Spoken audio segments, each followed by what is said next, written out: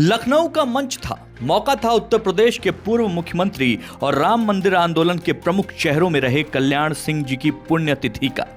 मंच से मुख्यमंत्री योगी आदित्यनाथ ने बाबूजी को याद किया और उनके निधन के वक्त के माहौल को याद करते हुए कहा कि उस समय प्रधानमंत्री नरेंद्र मोदी अपना कार्यक्रम छोड़कर लखनऊ पहुंचे थे और उनकी पूरी कैबिनेट अंतिम संस्कार में मौजूद थी।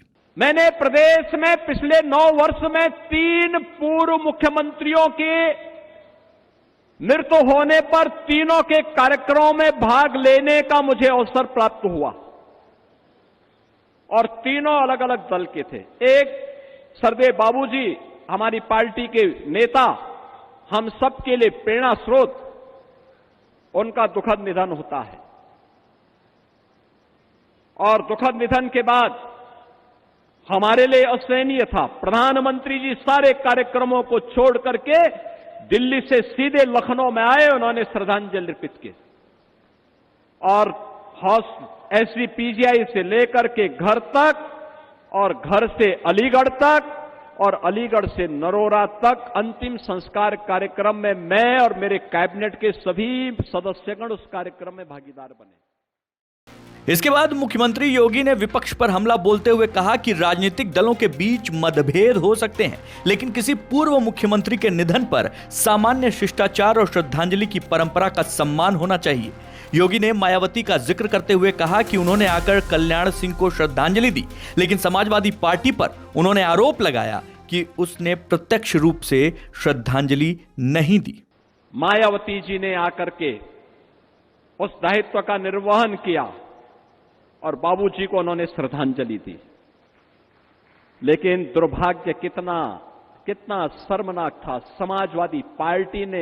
समाजवादी पार्टी के मुखिया ने कितना द्वेष वे हमारे नेता से रखते हैं, कितना द्वेष रखते हैं।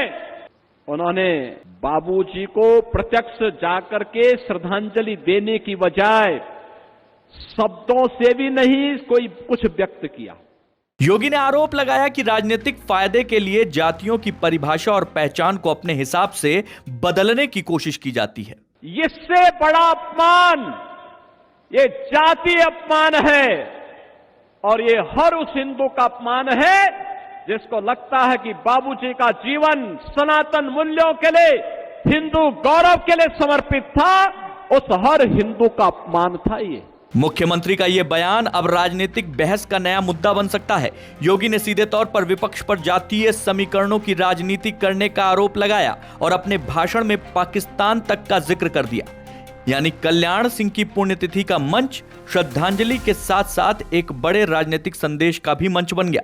क्रिकेट की तरह रंग बदलने वाले लोग कैसे परिभाषा करते हैं।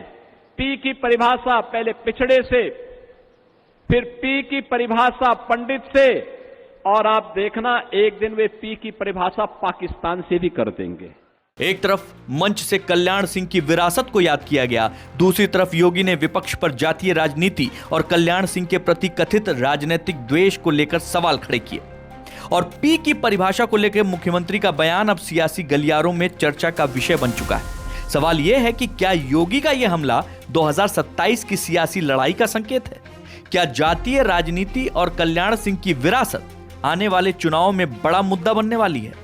फिलहाल इतना साफ है, लखनऊ के इस मंच से योगी आदित्यनाथ ने श्रद्धांजलि के साथ एक सियासी संदेश भी दिया है। ब्यूरो रिपोर्ट, न्यूज़ पथ भारत।